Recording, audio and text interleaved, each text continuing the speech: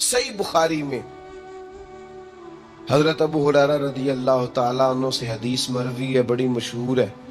نبی پاک علیہ السلام نے خود ایک قصہ بیان فرمایا بنی اسرائیل کا۔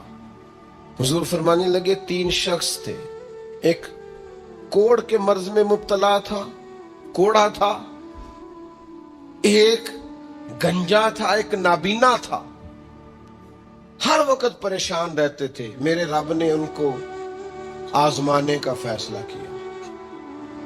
دیکھو اللہ کے آزمانے کا طریقہ کیا ہے۔ ایک فرشتہ انسانی شکل میں آیا سب سے پہلے، جس کو کوڑ کا مرض تھا، اس کے پاس آیا۔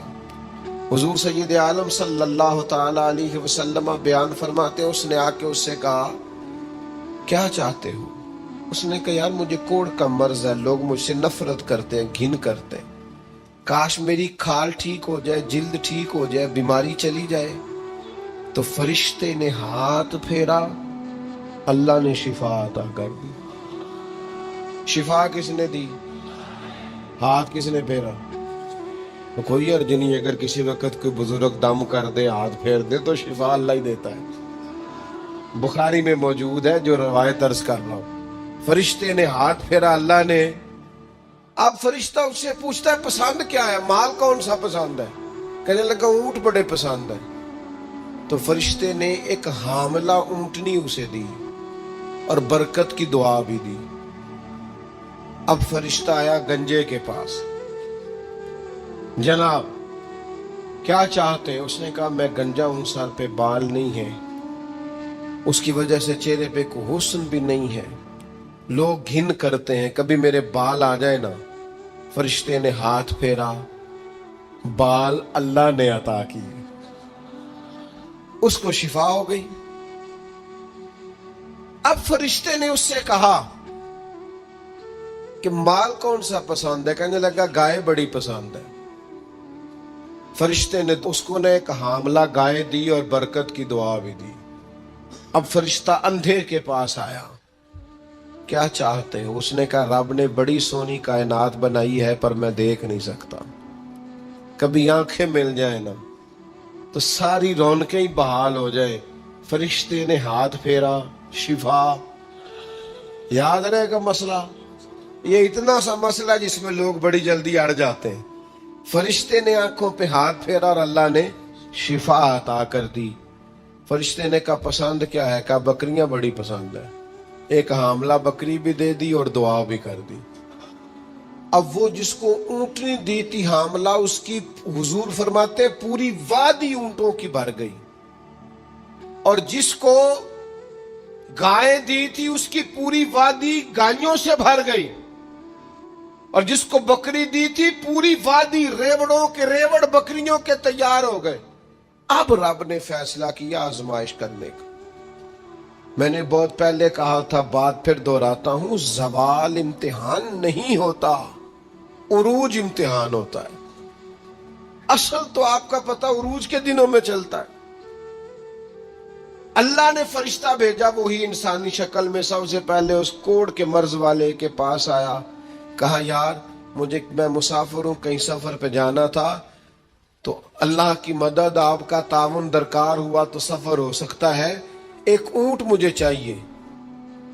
تو اس نے وہی بات کی جو کئی امیر لوگ کرتے ہیں، یہ صحیح بخاری میں موجود۔ کہنے لگا یار میرے ذمے تو حقوق ہی بڑے ہیں، سادہ ترجمہ کریے، میرے تو خرچے ہی بڑے نے جی، تو ہم کی دسی، ادھر بھی جا رہا ہے، ادھر بھی، اے بھی آسمان میں تمے ہے، اے بھی میں، اتنے خرچے ہیں میرے، یہ بھی کرنا ہے، وہاں بھی کرنا ہے۔ اس نے وہی بات سنائی۔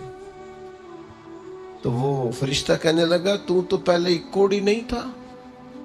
تو ناراض ہو گیا، کہنے لگا میں تو جدی پشتی رئیس اعظم ہوں، باپ دادا کی جائیداد ہے ساری جو مجھے ملی ہوئی۔ اس نے کہا اگر تو جھوٹا ہے نا تو اللہ کرے اسی طرح کا ہو جائے جس طرح کا پہلے تھا۔ اب وہ آیا گنجے کے پاس، اس سے کہا مسافر ہوں، سفر پہ جانا ہے، اللہ مدد کرے، آپ تعاون کریں تو سفر آسان ہو سکتا ہے، مجھے ایک گائے چاہیے، اگر آپ دے دیں تو۔ وہ کہنے لگا میرے تو ذمے حقوق ہی بڑے ہیں۔ اس نے کہا یار تو پہلے گنجا نہیں تھا، بیمار نہیں تھا، کچھ بھی نہیں تھا، بھوک تھی۔ کہنے لگا خبردار، میں تو جدی پشتی رئیس اعظم ہوں، باپ دادا سے امیر ہوں، اس نے کہا اچھا اگر تو جھوٹا ہے تو ویسا ہی ہو جائے جیسا پہلے. اب وہ آیا نابینا کے پاس. اس نے آ کے کہا مسافر ہوں, سفر پہ جانا ہے, اللہ مدد کرے, آپ تعاون کریں تو سفر آسان ہوگا, مجھے ایک بکری چاہیے اللہ کے نام پر. تو وہ بندہ کہنے لگا رب کے نام پر تو نے لینی ہے تو ایک کیوں لیتا ہے, جتنی چاہیے لے لے. او میں تو پہلے اندھا تھا, میں مسکین پرانا خادم, کسے در ملی نہ ٹوئی, تے واصف یار نے نظر جو کی تھی, تے واصف شروع سے پڑھتے ہیں, سے ثبوت نہ پوچھو میں تو, پلا نظر کرم قد ہوئی, اے میں جانا یا دل بر جانے, غیر نہ جانے کوئی, میں مسکین پرانا خادم کسے در ملی نہ ٹوئی, تے واصف یار نے نظر جو کی تھی, تے واصف ہی ہوئی. میں تو اندھا تھا, پلے شے کوئی نہیں تھی, تو کریم نے کرم کیا, جتنی تیرا دل کرے لے جا. تو فرشتہ کہنے لگا امتحان کے لیے آیا تھا, ایک کی بھی ضرورت نہیں, لیکن تیرے دو دوست امتحان میں ناکام ہوئے ہیں, رب ان سے ناراض ہو گیا, تو کامیاب ہوا ہے اور اللہ تجھ سے راضی ہو گیا ہے. وہ دونوں جو تھے امتحان میں ناکام ہوئے تو نعمت چھن گئی, صحت چھن گئی, پھر کوڑے, پھر گنجے ہو گئے. اس کو اللہ تبارک و تعالیٰ نے اور عطا کیا. زوال نعمت کب ہوتا ہے؟ جب لوگ راہ خدا میں خرچ نہیں کرتے, غریب کا, مسکین کا, لاچار کا خیال نہیں رکھتے. جیسے جیسے پیسے آتے جاتے ہیں ذاتی خرچے بڑھتے جاتے ہیں, ذاتی معاملات ہی بڑھتے جاتے ہیں. آہستہ آہستہ لوگ کہتے ہیں او خود جی آپ کو پتہ ہے نا, پھر ہمارا گھر بڑا وسیع ہے تو بڑے مسئلے ہیں, تو بڑے خرچے ہیں, تو بڑی چیزیں ہیں. بھائیو, زوال نعمت کے معاملے میں اپنے رب کا خوف پیدا کریں, اللہ سے ڈریں.